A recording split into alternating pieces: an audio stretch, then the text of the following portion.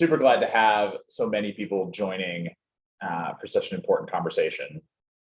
Just under a year ago, the Greater Louisville Project joined forces with a path forward to really focus on the issues that were highlighted by a collection of Black leaders from across Louisville as being the most important issues to them and to close inequity gaps across our community. As part of that, we have looked into digital divide, we have looked into housing justice, we have looked into issues of early childhood access and education, and now we are looking into the divide around the wealth gap in our community and around the country. Wealth is really interesting because it is not just of immediate importance, but is really foundational to generational success. And so it was really powerful for us to partner with so many community leaders to explore this issue. The data is incredibly compelling, showing that the gaps are not just about any individual program or individual issue, but overlapping and interconnected in so many ways. And that the issues are not about individual choices so much as those individual choices situated in a system that is fundamentally rigged in important ways. So I'm super excited to have the amazing panelists that we have. Looking forward to this conversation. And I would like to hand it over to Dr. Monica Unseld to call us together. Oh, thank you, Ben. And thank you all for being here. I just want to take a quick second and have everyone do a deep breath in and deep breath out. We just survived a technology attack, and that can be stressful for everyone. So we'll just do a deep breath in and out and just get us centered in here. We're logged in, we're good to go. I would encourage everyone to introduce yourself in the chat. We hope you use these conversations as a means to make new connections, form new collaborations, new partnerships, new relationships. So please, if you are so inclined, share your name, your organization. If you would like to share your pronouns, if you're comfortable sharing your pronouns, please feel free to do so. And maybe add one or two things you're hoping to get from this conversation. I'm going to drop a link in the chat that I encourage you to read after this meeting. Some of you may have already read it, but it talks about Black wealth and how society doesn't recognize the racism in the system that Ben talked about. So these conversations, one goal is to challenge dominant narratives. So we have a situation where we have a subset of the population is creating narratives about entire populations without all of the information. So I hope that we're open to receive these different narratives without guilt, without blame, but instead as inspiration. So with that, we're going to switch things up. Tawana has to leave a little early. So after Harrison reviews the report data, we're going to pass it to Tawana Bangs. Harrison? Thank you. Let me get set up. It's always a bit of a challenge for me technologically to share my screen and present and see everyone. But let me get everything going. Okay.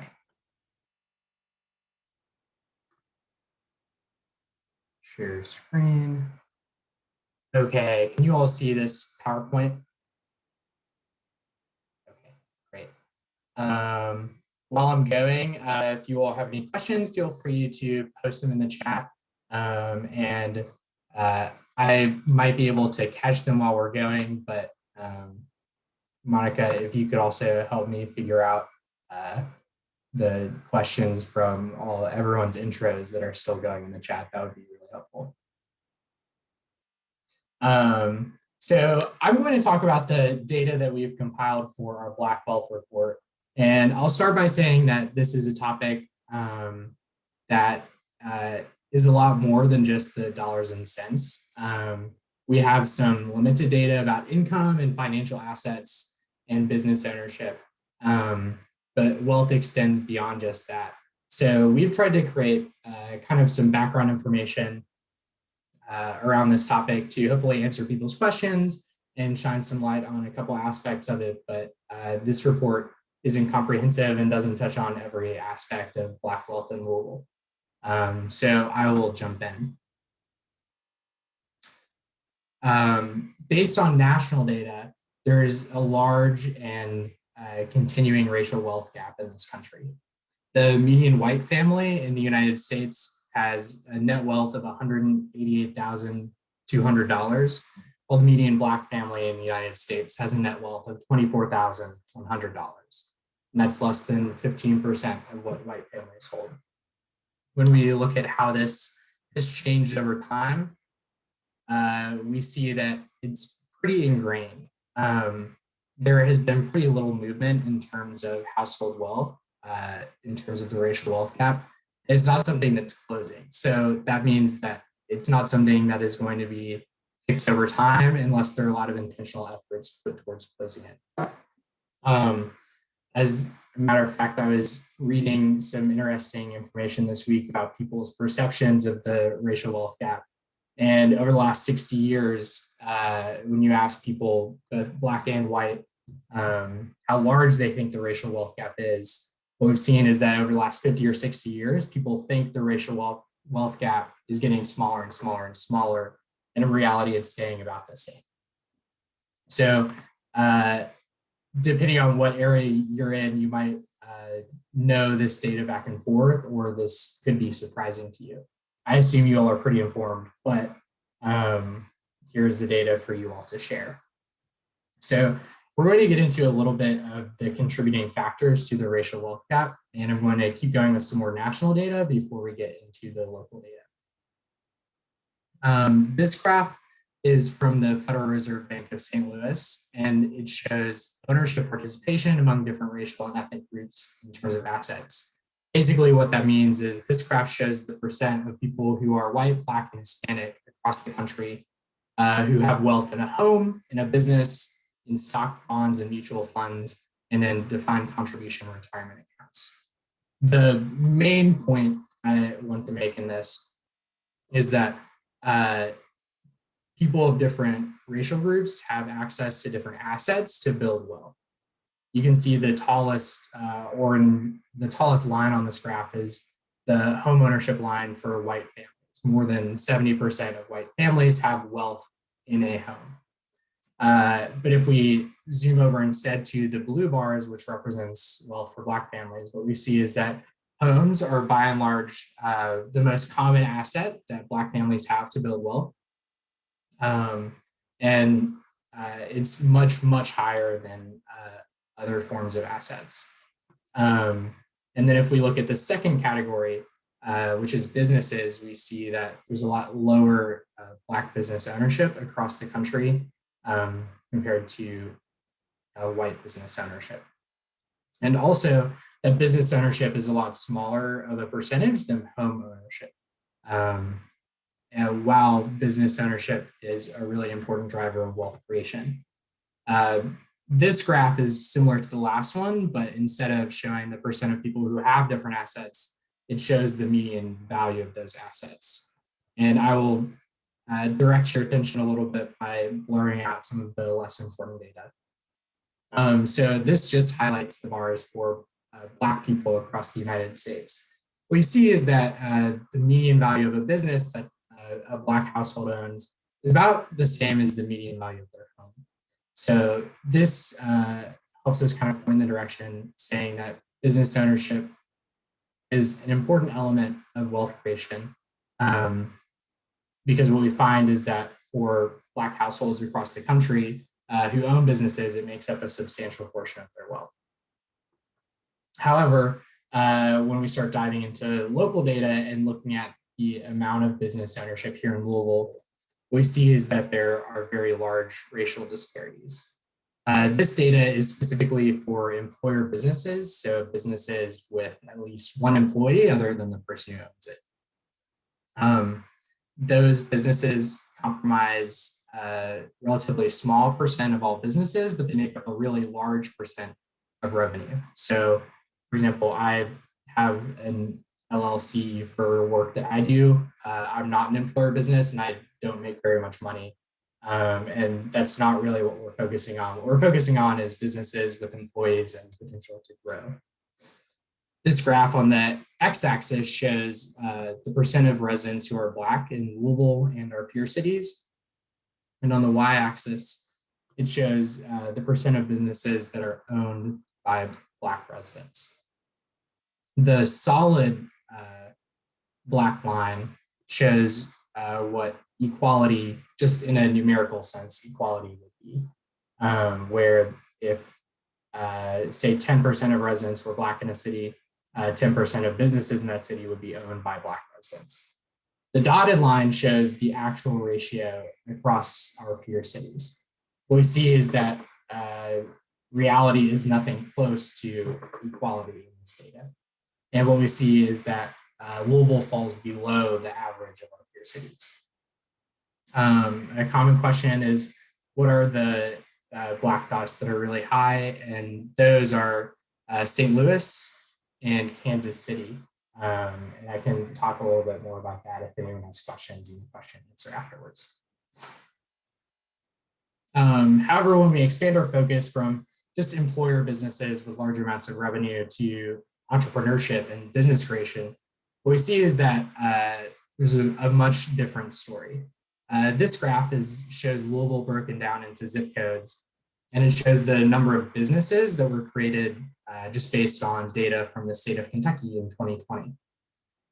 And what you can see is that while the brightest yellow zip codes tend to be more towards East Louisville, they're not really that far off from the majority of the city. So, for example, in zip code 40212, there were 236 businesses created in 2020, just in terms of official businesses with an LLC. In 40211, 313 businesses were created. In 40210, 192 were created. And in 40213, 314 were created. So I've heard a lot, talent is equally distributed, but opportunity is not. And I think this data kind of points to something similar, which is that people across the city, whether they are Black, white, are starting businesses, but access to business growth is not distributed evenly.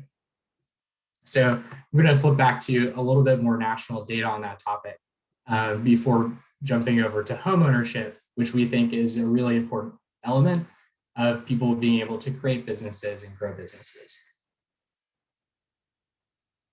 Business ownership is really tied to home ownership and to pre-existing household wealth. So we're talking about business ownership and business creation as a mechanism to create wealth, but wealth is also an important input to business ownership. This graph shows the funding sources used by small businesses across the United States in the last 5 years. And by and large, the most common source of funding is personal savings, friends, or family. So that essentially means the most common source of funding is the net wealth of the person who started the business or the net wealth of the people around the person who started the business. The second most common source of funding is bank lending. However, the most common type of collateral that people use to receive a bank loan for small businesses is a personal guarantee, once again, based on someone's pre-existing assets. The next most common source of collateral that someone uses to secure a bank loan is existing business assets. So again, it's based on the assets that a person already has in their business.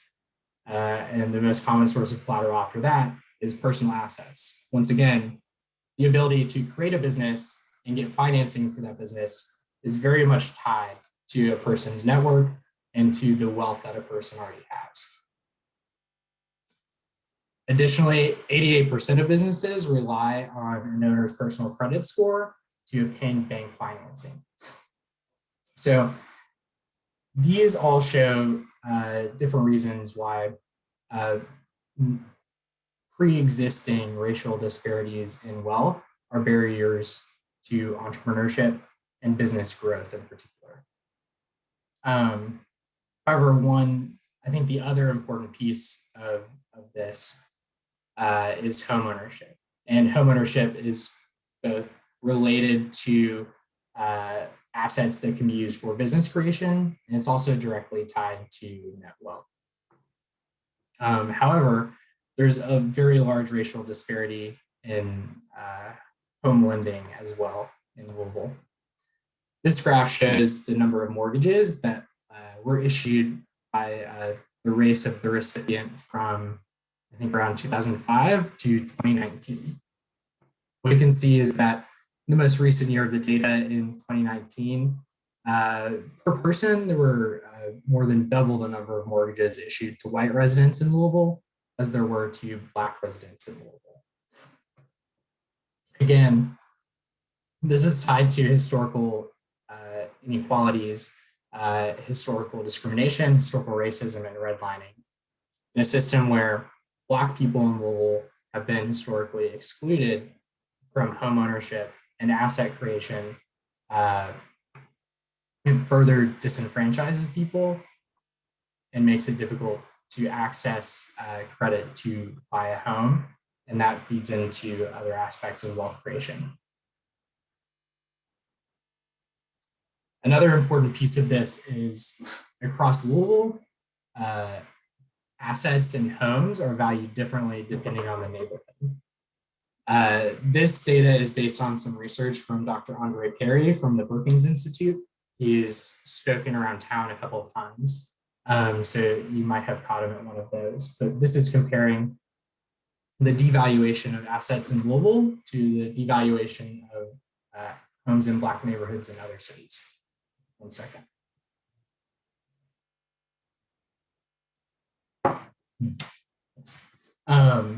So in his research, Dr. Perry looked at the value of homes in Black neighborhoods and compared them to the value of homes in other neighborhoods with similar amenities, similar walkabilities, similar characteristics, where really the only difference between them was, is this neighborhood a majority Black neighborhood or not?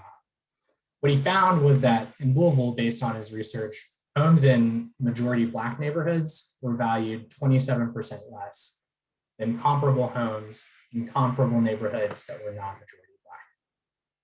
When you compare this to other cities, that seems to be one of the larger disparities that exists.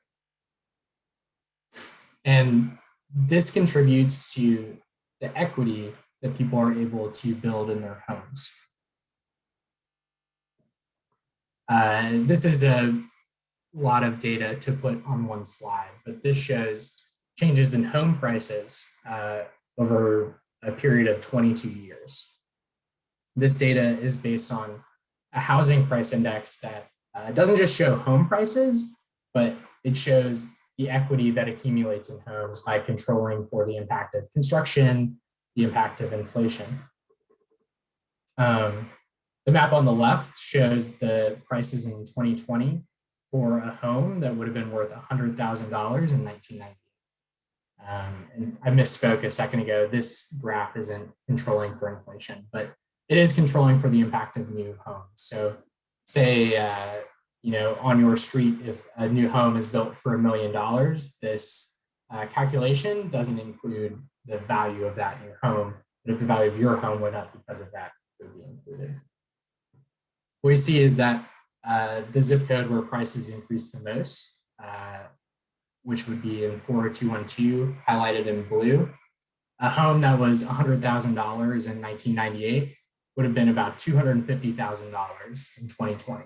And that's without any construction or renovation done.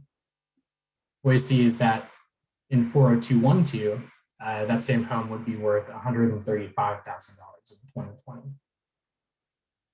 If you control for the impact of inflation, what you see is that the home in 40204 increased in value and the home in 40212 decreased in value. I think this is a really important note because homeownership is one of the most widespread tools used for wealth creation, but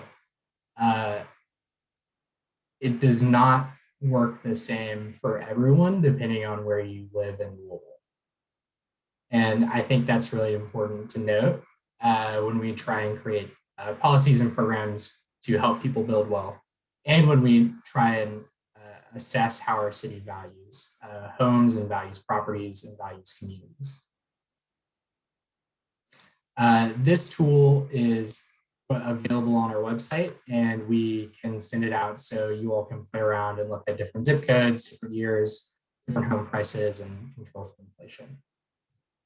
I'm going to go ahead and get out of the way and turn it over to our presenters, but I hope I gave some good background information about business creation, homeownership, and kind of the barriers that exist in the system, where all of those things are intimately related, and it is tough to access any of it unless you already have some of it. So thank you all, and let me know if you have any questions after Tawana speaks. As always, thank you, Harrison. That was really great. And I want to uplift Harrison, Megan, and Nate, who did a lot of that data work and the tools. They spent a lot of time on that and did a great job. Now let's pass it on to Tawana Bain. I'm sure you all know her. She's kind of famous. She founded JEDI and the Derby Diversity and Business Summit. And she also owns the magazine Today's Woman. So she is a very busy woman. We're happy to have her. She's going to talk to us about corporate supply chain diversity and generational wealth. Thank you. Well, thank you all. And just so that you know, I am sitting in Starbucks at the airport. I have a flight that will be leaving out soon. But this is a conversation. Not only does it impact me directly, but many of those that are around me. So I wanted to make sure that I at least shared my perspective. I wanted to talk a little bit about the data that was just shared with us by Harrison. One of the things that I do want to point out, and one, thank you to your organization for doing the work and leading the data, but I also want to also be clear that data has oftentimes misskewed a lot that is happening in the Black community. And so when you look at that percentage, or that 2%, I think there's two things I'd like you to take away. The first is, while it's reported that only 2% of the businesses are Black owned, keep in mind that many businesses in which in the Black lived experience do exist, but they do not have proper registration as they should. And so I would like to bet, based on what I'm seeing just with the number of businesses that have been operating who are going through the JEDI's Just Boss Up program for at least 12 or 24 months, that number would be much higher if the community continues to give the right resources that we need, the right wraparound resources to help them legitimize their businesses according to state and federal standards. The other thing that I want to point out is, and like, what's your normal, right? Like everybody, I was at the airport earlier this morning, actually, dropping my mother off, who came in to visit me for the week. And I was watching this young Black man with his dad, and he had his hair in twists, which I know right now they're in twists, but he will then take them out and have a nice wavy fro. And that is his normal, right? And so there might be someone that might look and say, why are you wearing your hair that way? And so I think oftentimes we have to remember that in America, the white way has been our normal. And so when you think about these businesses who might have, they're in hustle mode. They are paying their employees, right, through Cash App and Venmo. They're actually financing their businesses through Shopify and PayPal, and they are paying their vendors the same way. And they are operating and they're doing okay. And some of them have been doing it so long that they don't even want to report it because they're afraid that all that they are the way that they finally sustain themselves, someone's going to come in and slap them on the wrist for not going through the proper channels, when there may have been a lot of barriers for them to go through those proper channels in the first place. One of the reasons why I am excited to see, even in New York State, now that they have legalized marijuana and white America is benefiting off of that legalization, that they are trying to figure out, okay, well, what do we do with all these Black guys that we locked up for selling weed for all these years now that we're monetizing it? And that's really what it's all about, is let's just be fair. And sometimes you have to be unfair for those that have not been fairly done over the years. The other thing that I'd like to point out is on the data where it talked about ways in which they're getting funding.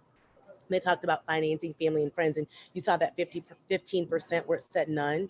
I fall within that none category. When I started my business, it was actually with $4,000 in back child support from my oldest son's father. And I remember having to make a decision between air mattresses or a new car and starting a business and being able to stretch that $4,000. But when I say none, it's because there's the receivable financing.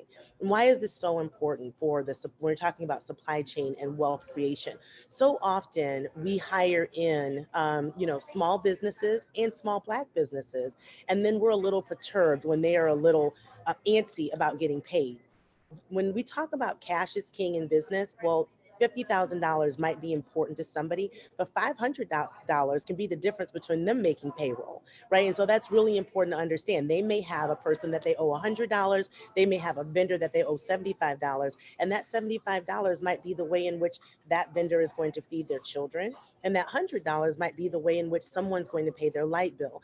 And you looking at the fact that they are giving you a hard time over $500 and being annoyed by it can cause a massive disruption in their supply chain. So I think the first thing is giving them the same sort of respect that you would give someone who you're going to write a bigger check to, because they are also running a business. And you can create bad blood and bad relationships in a community where they are relying on those resources to run their business.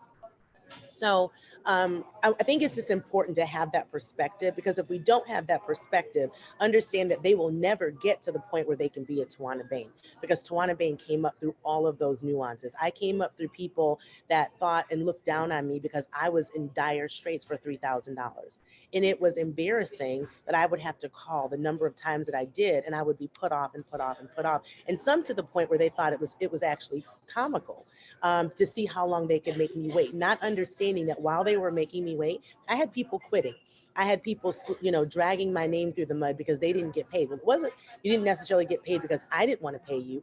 I couldn't pay you because someone didn't pay me. And it's so important to understand the responsibility that we have as the tier one, is what we'd like to call them, the first in line to making sure that your tier twos get paid, because that trickles down the supply chain. The next thing that I want to say, yes, I did found a nonprofit, which is JEDI. That acronym stands for the Global Economic Diversity Development Initiative. But I want to be very clear, because I get phone calls and emails all the time asking to compare me to this organization or that organization. I founded JEDI because I found myself in dire straits when COVID hit, applying for grants, constantly being rejected. And I realized, well, if I am going through this, and I'm a pretty astute businesswoman almost 20 years in, I can only imagine what my Black peers are going through. So I tried to take things take things into control of my own hands and try to create something that I believe needs to live on and be here forever. I don't think that there's any reason why we should have so many foundations that are white founded and white led in Louisville and don't have any that are Black and continue to make excuses for it. I think that time is up for that, and somebody needs to do something. But I want to make one thing very clear. Just because JEDI does that does not mean that doesn't matter that others are doing the same. You have AMPed that is also providing resources to Black entrepreneurs. I really think I'm at the point where I don't care who gets it done. We just got to get it done.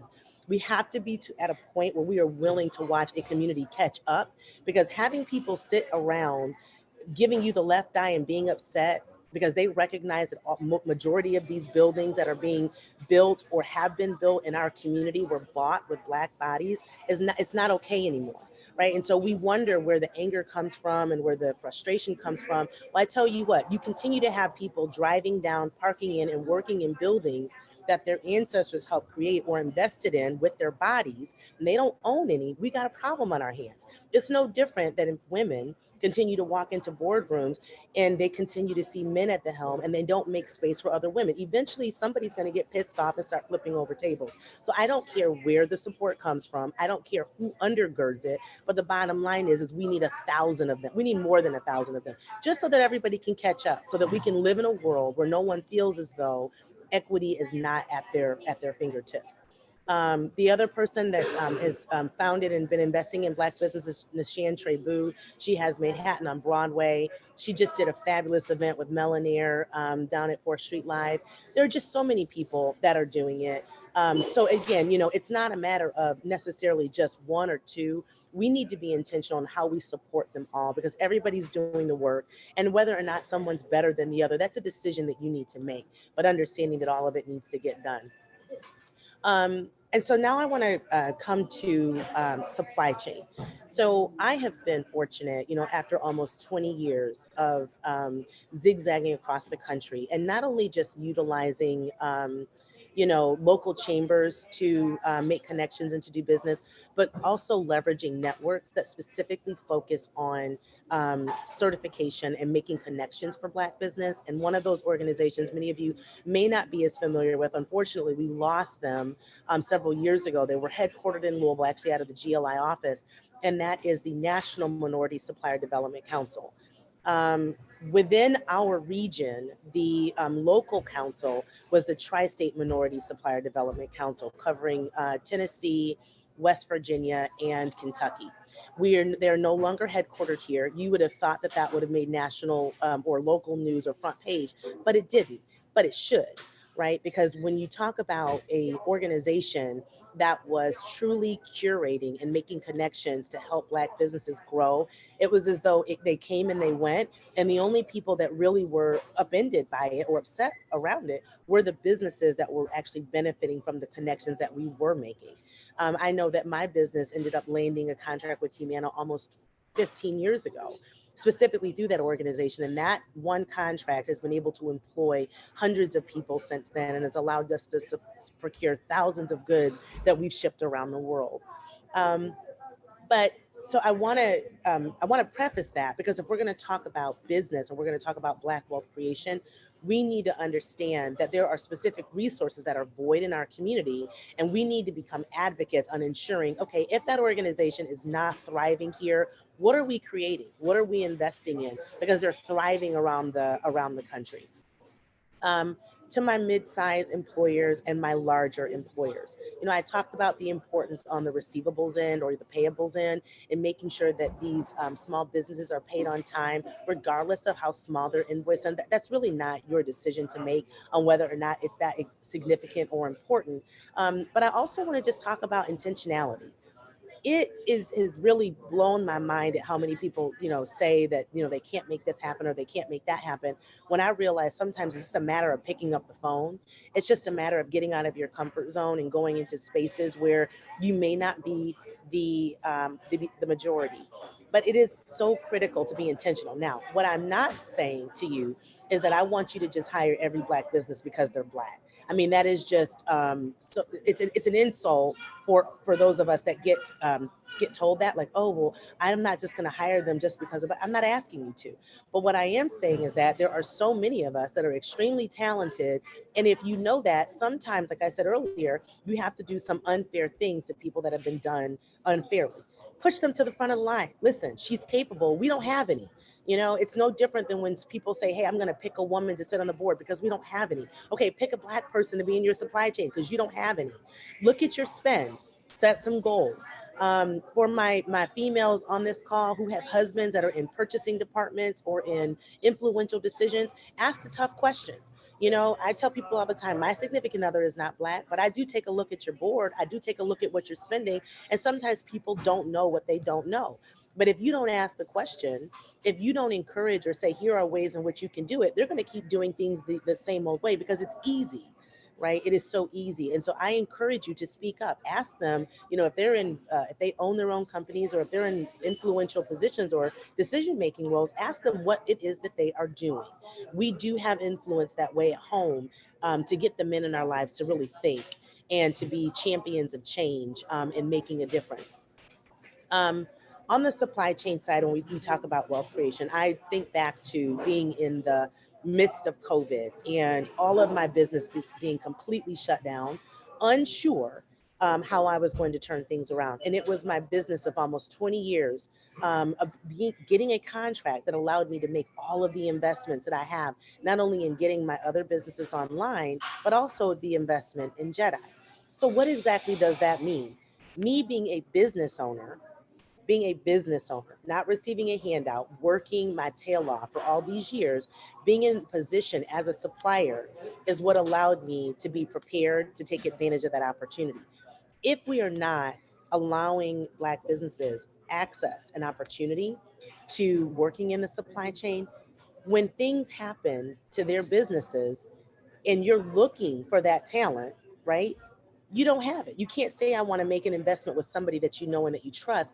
They were able to make an investment with somebody that they knew that they trust. That was a large investment. But it's so critical to understand that one gesture, one contract, I've seen contracts of all businesses, Black, white, LGBT, veteran, disabled, change lives, because that's what corporations have the ability to do. And so I don't know everyone that is on here from a corporate perspective, but I really do challenge you to go back and think about, how can I do some unfair things? And when I say unfair, how do I leverage and elevate those who have been done unfairly? And I think it is so critical to think that way, because if you don't challenge yourself to think that way, you will continue to do things the way that we traditionally do them. And tradition didn't solve and didn't help us where we are today. And so we can't continue to rely on tradition to get us to where we need to go tomorrow. So with that, I'm going to stop for a moment. And I don't know if we're opening this up for questions, but I would like to offer it before I hop off to make my flight. Oh, well, actually, since we had a delay, we do encourage if we could exchange email addresses if you have some questions. But I just want to say, Woo, you spoke some necessary truths, and I am so thankful that you did, because I know it came at a risk. So thank you, and have a safe flight. We hope to see you back safely. And thank you. Enjoy the rest of it. I look forward to the recording. Thank you. So I want to kick it off with our next introductions for the rest of our illustrious panel. I'm going to briefly introduce everyone, and I will not do them justice. We have Cynthia Brown, who's going to discuss business capital and incubators. She's with the Urban League, among many other programs and initiatives. We have Kevin Dunlap, also with the Urban League. He's going to discuss the availability of housing and access to mortgages. And Stachel Bussey, who founded the Hope Bus. She's also a community leader and advocate. She's going to discuss the challenges and barriers to achieve generational wealth. So Cynthia, would you like to start us off? I sure will. Thank you for the introduction, Monica. So where to start with access to capital? In Harrison reviewing the data, I think he kind of illustrated things that we already know. So when we're talking about access to capital, the traditional and historical barriers for that wealth creation for Black families are the same barriers that are in place to getting access to capital for business. So if we're talking about, barriers to home ownership, and home ownership being one of the #1 wealth generators, when Black businesses go into traditional or mainstream financial institutions, 9 times out of 10, they're not going to be able to meet the qualifications to get approved for that loan. So they're not going to have the financial history. They're not going to have, the collateral, those kinds of things. What I've seen, I've been working probably in this industry for about 10 years almost. And I worked for 7 years as a nonprofit micro lender. And there doesn't seem to be a lot of what I call intermediary types of financing. So we as a nonprofit micro lender had maximums of about $15,000. We did character-based lending. So, a credit score, a low credit score wasn't a hard stop for it. And we looked at a lot of other factors around the business. And then we also provided a lot of technical assistance in terms of those loans. Most of the business that came to us, we tried to get them into positions to where they could access mainstream financing. But even still, with starting to build that financial history, starting to gain some equity in their businesses, it still wasn't usually enough to be able to get through the application process to get approved for a loan through mainstream financial institutions. So one of the things that I've looked at as one of those intermediary types of access to capital are CDFIs. As I'm sure you all know, Louisville is very underserved when it comes to CDFIs. And in Harrison's report, it was kind of interesting to see that CDFIs represented, I think it said like 1% of the ways that businesses are accessing capital. And so I think that there needs to be a lot more of that to kind of serve as that intermediary financing institution. One of the other things that I have noticed in this past year is that creating access to capital just isn't enough, which is going to lead me into my next point about the incubators and how that needs to be paired with access to capital. This pandemic, I think, really just made blatant some of the things that, I already knew from my experiences. And I think, things that are already shown in the data, that even when capital was made ready for businesses and suffering through this pandemic, a lot of Black businesses still weren't able to access that capital. One of the terms that I've heard used is that, when you hear that the cavalry is coming, that you get a sense of, relief that we're going to get some help. And then you see that cavalry ride past you. And that's what happened to a lot of Black businesses. They weren't able to access, PPP loans or EIDL loans. And even the city, when they did their COVID relief grants for small businesses, I sat on that committee. And even though, like I said, it illustrated what I already knew, just the breadth of it was a bit disheartening to see. A lot of the Black businesses that applied, and I will say this, a lot of businesses that applied just in general, struggled with the application process and being able to produce the financials. So in terms of, being able to have P&Ls that kind of showed the loss, or do comparative P&Ls that showed the loss between 2019 and 2020, to have balance sheets that really showed what the assets of the company were. A lot of businesses struggled with that, but in particular, Black businesses struggled with that. As we were reviewing, applications on the committee, the organization that I was working with at the time, I had my team on the back end, and we partnered with the SBDC to try to help produce those financials and the back end things that they needed to get through the application process to access the capital.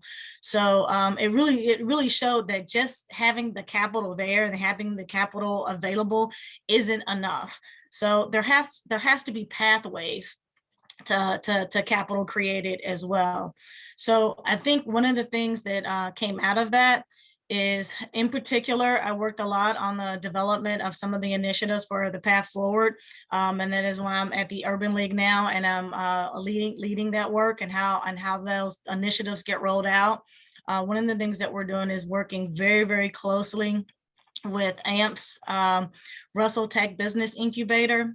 And the reason why I think this is important is because the whole idea for the incubator came out of a response to what was happening in our community and what we were seeing with Black businesses.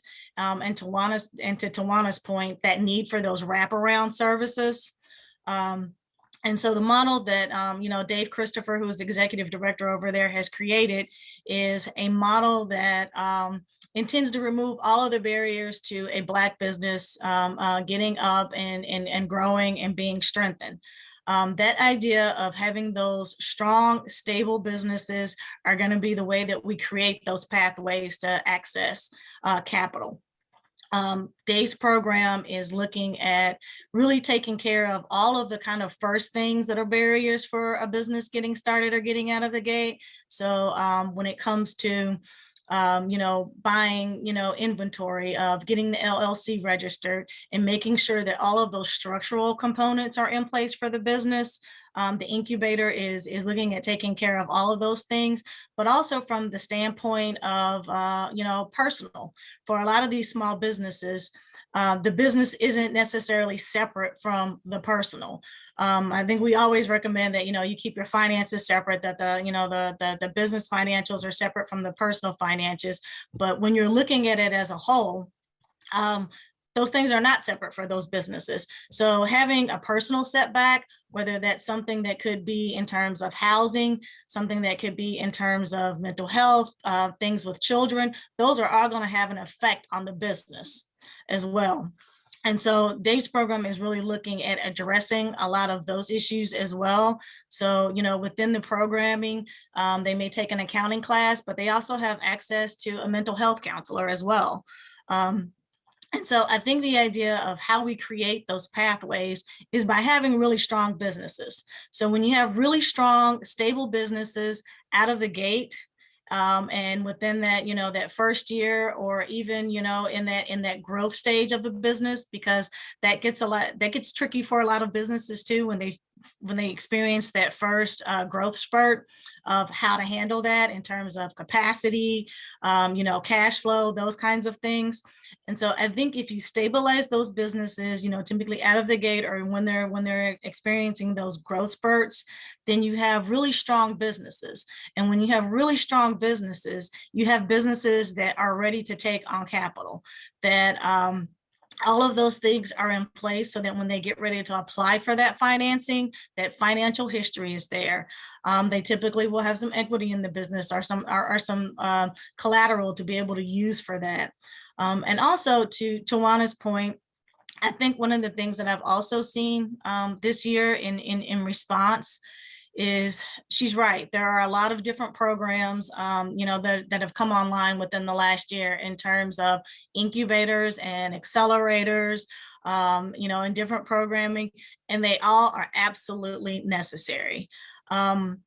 And just, I would say, like the 2 or 3 months that I have been, working in the incubator and working with Dave, and then also at the Urban League, I've probably had about 70 or so referrals that have come in of people looking for business assistance. So the need is great. The need is great. And so that does need to be kind of dispersed around a lot of programs.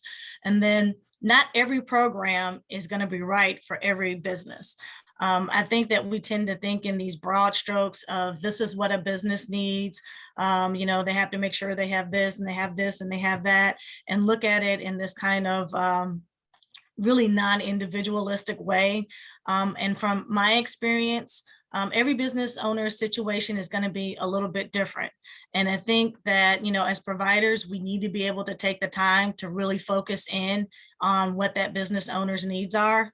So, part of what I've been doing is trying to make sure that I'm aware of all of the different programmings that are going on so that I can link people with resources. Because that's also one of the things that has been missing, I think, in particular in Black Louisville, is for those business owners to have access to those resources and to know what resources are available and to be able to get plugged into those resources. So I think it's important that we have a lot of different options. And then I think there needs to be some coordination of all of the different things that are going on so that as business owners come in, they're not getting shuffled around, they're knowing what those options are and getting plugged into the resource that, that is best for them. And each program provides something a little bit different. And so I think it's imperative upon us to have a lot of different options, a lot of different resources, and to be able to steer those business owners into the right arenas and the right resources for them. Thank you so much. I don't want to cut you off, so I want to make sure. Yeah. Okay. No, that's kind of it in a nutshell. I think that kind of covers a gambit, but I wanted people to really understand that that it's not just one thing that needs to be in place. There needs to be a continuity of services and resources for business owners, and that takes a community to do that. And I think, as a Black nonprofit, leader, it's been really refreshing, I think, in this past year to see all of the collaborations and all of the working together to come around and say, okay, these are the issues that we've identified. And these are the gaps that we see, and then to actually come up with, a strong agenda and a plan of how to address those, and doing that ourselves as Black people, taking care of other Black people. So that's been one of the things I think that's been really refreshing that I've seen this year that I've not typically seen in Louisville. And so I hope that that does continue and that there isn't this sense of, competition between organizations or different programming. Let's work together and make sure that the Black, businesses get what they need, regardless of where it comes from, who it comes from. It may come from, multiple resources. A business owner should never feel like, oh, well, I participated in this program, and so now I can't go over here because that's, their competition, or I participated in this program, and now I'm going over here, but there's no continuity between what they did in that program and this one. So I just really wanted to kind of illustrate that pathway, to access and to technical assistance and resources that needs to be there. Thank you. And again, we apologize. We had a technology attack, so we're trying, but let's go ahead and kick it off to Kevin. Hello, everyone. Again, my name is Kevin Dunlap, and I'm actually the Executive Director for Rebound Inc. And Rebound is a acronym that stands for Rebuilding Our Urban Neighborhood Dwellings. We are a nonprofit that was created actually by the Urban League about 28 years ago, but we are a separate organization. And I too want to echo some of what Cynthia said earlier about being in this space at this time as the leader of an African-American organization has been a breath of fresh air, particularly working with the group through the path forward. I think for the first time, at least in my lifetime, and I spent my whole born and raised here in Louisville, seeing a collaboration of African-American led organizations come together to work ultimately to begin to build wealth for our community. But I do want to talk a little bit about about housing, because that's my bandwidth. One of the focuses of Rebound has always been to create homeownership opportunities, to increase homeownership for African Americans. And so when we look at that, the last year has been quite challenging in this city in terms of the pandemic. One of the things that we've seen over the last year is the availability of housing. There is none availability. Every property that has become available or has put on the market has instantly been snapped up, or you end up in a bidding war for those properties. And a lot of this is due to supply, whether the supply is building materials, rehab materials that have caused this shortage of available housing. But whenever there's a shortage like that takes place in the marketplace, those individuals that are impacted the most tend to be African Americans, who are already at the very bottom ring of everything of affordability. They tend to be the ones that suffer the most. And we're seeing some of that right now. Part of our business model has been acquisition and rehab of vacant and abandoned properties. We go out, we acquire vacant properties, we totally rehab those homes and make them available for home ownership. Over the last year, even the supply of vacant and abandoned properties are just not there. A property that we can normally acquire for a nominal amount of money, we're now competing against the open market for that same property. And we are seeing properties being sold in excess of what they're actually valued at. So it has been a very trying year, but I can say that, Rebound has been fairly successful. Everything that we've constructed and it has sold, and our work has not stopped. But getting back to part of wealth building, and I want to look at it from two different perspectives. One of the things that Rebound has always tried to do since I have been a part of Rebound is to make sure that we begin to create a pathway for other developers, for other minority, African American and women in terms of contractors. So Rebound, when we started this work, we started with one contractor, one African American contractor.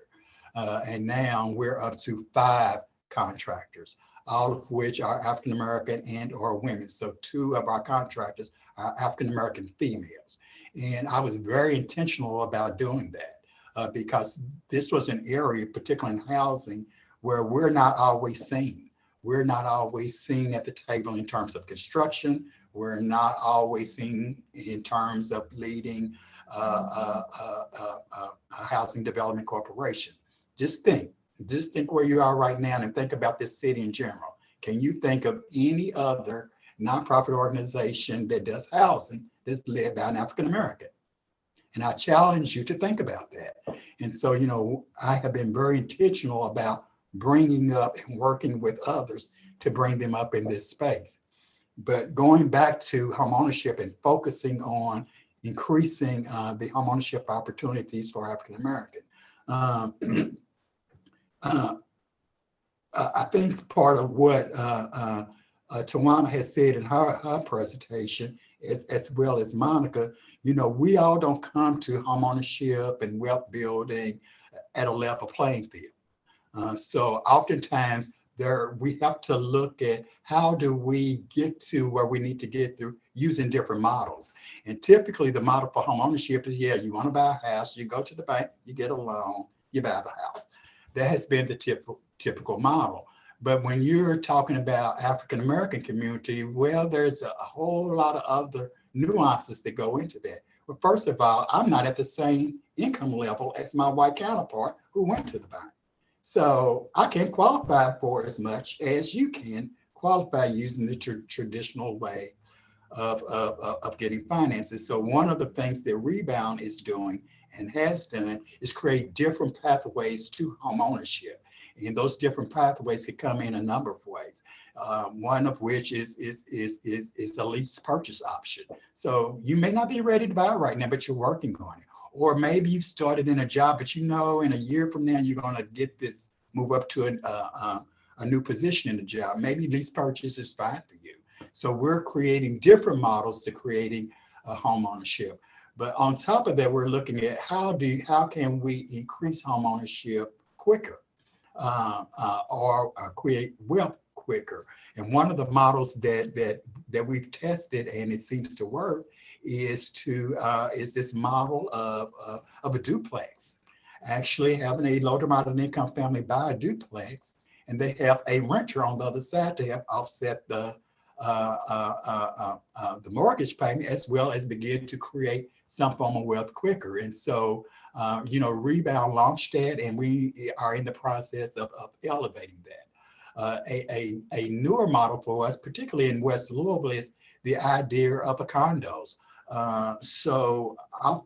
We are finding that a lot of people are saying, well, we don't want a traditional house, or, we don't want to have to worry about all of this yard, but we do want to own something. And so we are moving forward in developing affordable condos here in West Louisville, and that condos can be purchased your traditional way, or we can do it a lease purchase way. So those are just some of the the areas that that Rebound is working in. But also when we talk about homeownership, we have to talk about access to financing, to getting the mortgage, to being able to buy that. And one of the things that we are finding is that Rebound, our buyers typically have not had a problem getting a mortgage or finding a mortgage. And one of the reasons why is because we use I think the biggest untapped resource that we have in this community, and that's the Louisville Urban League's homeownership program. So 100% of everybody that buys from us, we require that they go through that. It is an educational tool, and it actually prepares a person to be ready to buy and get bank ready. But what we're finding is that, in some cases, a person may decide they want to buy their home from a relative who's willing to sell their house to them for $50,000. Well, where can you get a $50,000 loan? And I think that's, some of those smaller mortgages is where people tend to have a problem in. And, so we want to point to the lenders, say, well, you need to make, more loans at $50,000 and all that. And so coming from a banking background and also working with Fannie Mae, I kind of understand where banks are in that situation. And it's, it's hard to make people understand that, banks are just not making loans and just holding on to them.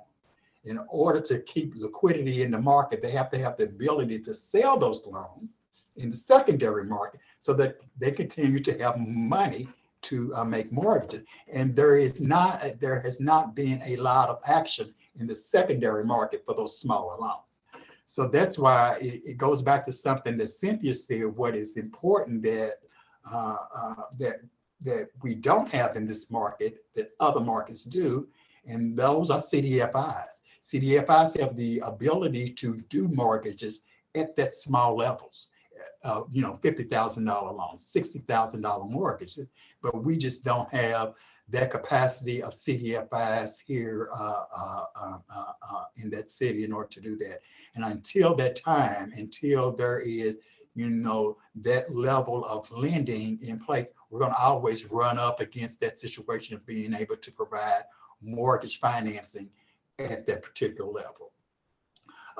A bigger issue, and a bigger issue that I talk about in terms of homeownership and creative housing, is the fact that our incomes are stagnant here. And we tend to not talk much about that. We talk about wealth building, we talk about wealth creation, particularly for African Americans. But if you look at it, our incomes are not changing. They're not going up. Home prices are going up. Construction costs are going up, but incomes are remaining flat. So what that ends up doing is creating a larger gap that a family needs to be able to get into home ownership. And we can only address that by having these conversations, not only here, but at the local, state, and federal level. Thank you. I'm so sorry, Kevin. I wish we had more time, and I please encourage everyone to connect via email. Stachelle, are you here? I know she had to run to do her food pantry. She's very busy.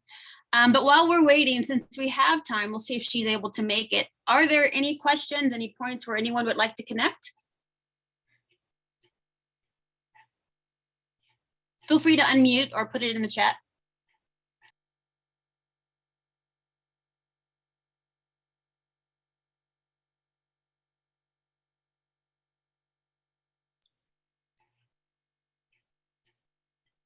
Okay. I mean, I think there were some very good points brought up in this conversation. Would our speakers like to, loop back around to something they would want to highlight? Or, oh, here's a question. Have there been any lenders that have changed their practices over the last year to increase equity?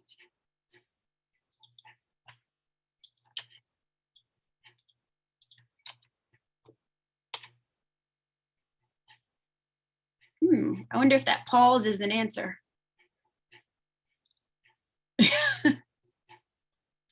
I'll just jump in really quickly. On the business lending side, not that I'm entirely aware of. As Kevin said, and I think it's been put in the chat too, L-Home is pretty much the only kind of locally community-focused CDFI that's here. We've got a couple of others. Park, I believe, has come online now with and gotten accredited as a CDFI. So they have an offshoot from Park Community Credit Union. One of the things that we've talked about is having flexible products and having a variety of products that will fit Black borrowers. I know that there has been some efforts, and especially in relation to pandemic relief, where certain flexibilities have been put in place to kind of increase access to those products. But any oversweeping large change in policies or practices in lending institutions, I'm not aware of. And I'll just jump in here and say that the tension is building a bit in the city, and I think our speakers know that, because we feel like the change has been going so slowly that it may as well not be happening at all, and sometimes it feels like things are moving backwards. So I just want to flag that is a community feeling, that it's out there and it's very real.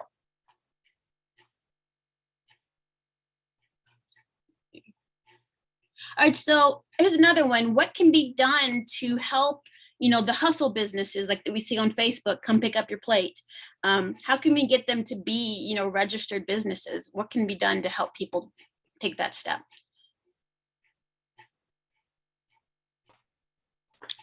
I think what we talked about, earlier in terms of, different programmings and incubators and accelerators, I think that's been one of the priorities. Is working with those businesses in order to get those things done. I know one of the things that we're focusing on from a path forward perspective is the professional services end of it.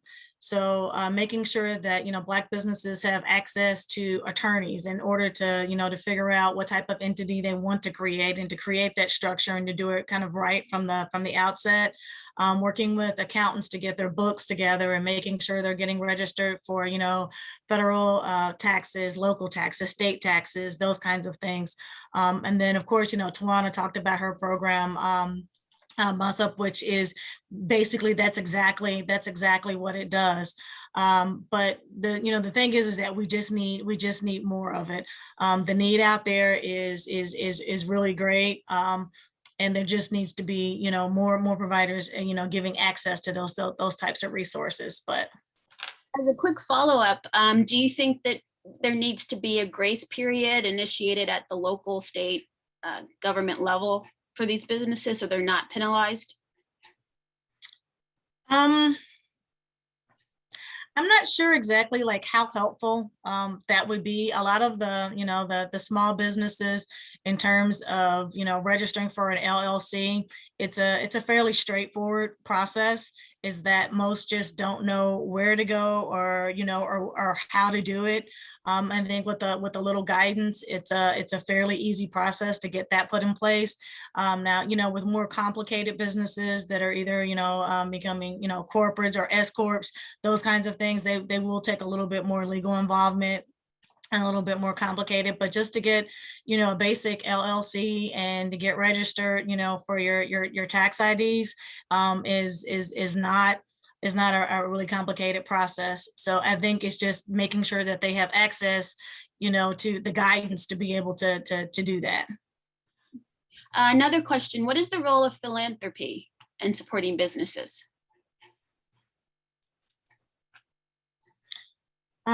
In terms of philanthropy, from what I've seen, and I think what would have been helpful when I was doing the micro lending, and even from the perspective that I'm seeing now, is to have more capital that goes into or less restricted capital that can be used as grants to businesses.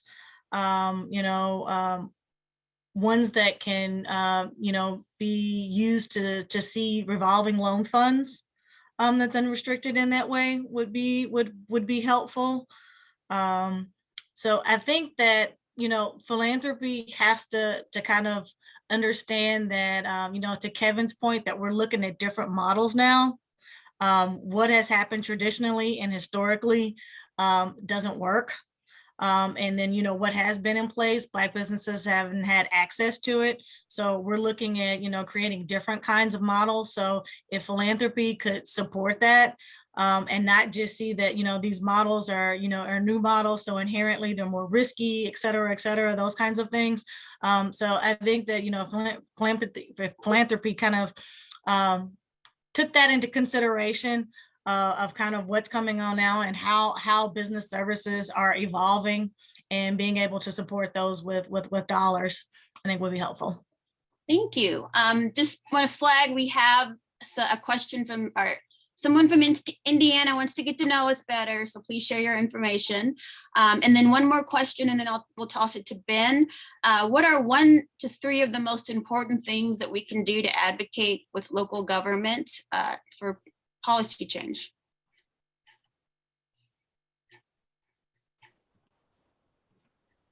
So I'll jump in real quick and I mean, the work that the Greater Louisville Project is doing right now, whenever reports come out, typically most of the time you very seldom see good reports come out without recommendations.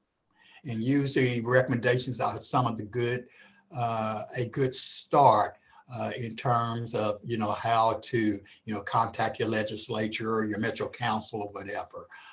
And, probably one of the biggest tools from a housing standpoint that we use and that I am a supporter of has been the Metropolitan Housing Coalition, who does a report every single year.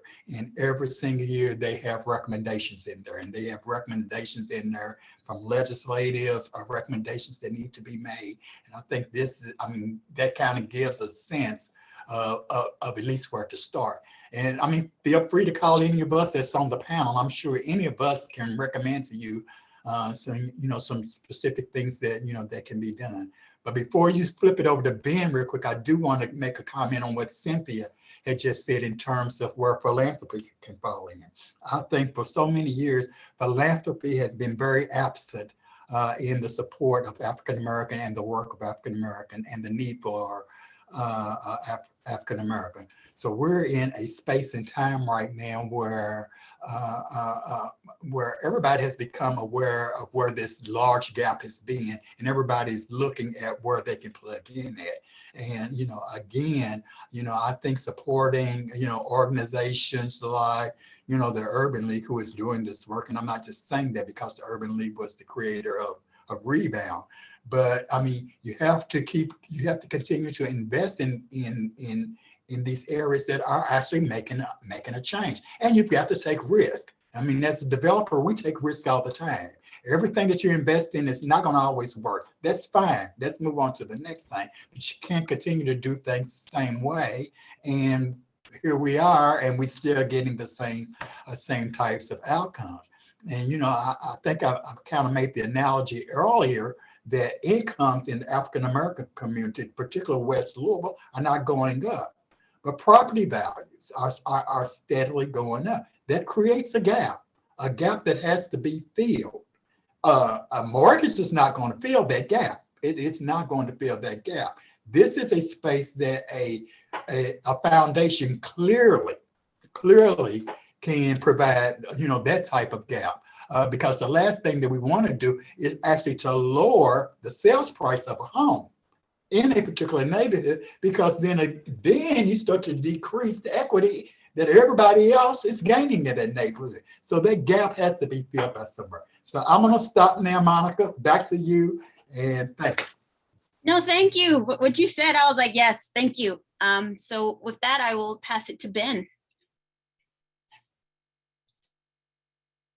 I just want to say thank you again to all of the amazing presenters, and really look forward to this conversation continuing with the people who are able to be here. We'll send out this video, and we'll be soliciting blog posts and outreach for local media around all of these interlocking issues. And for those of you that are on the front lines of these battles, thank you for what you do.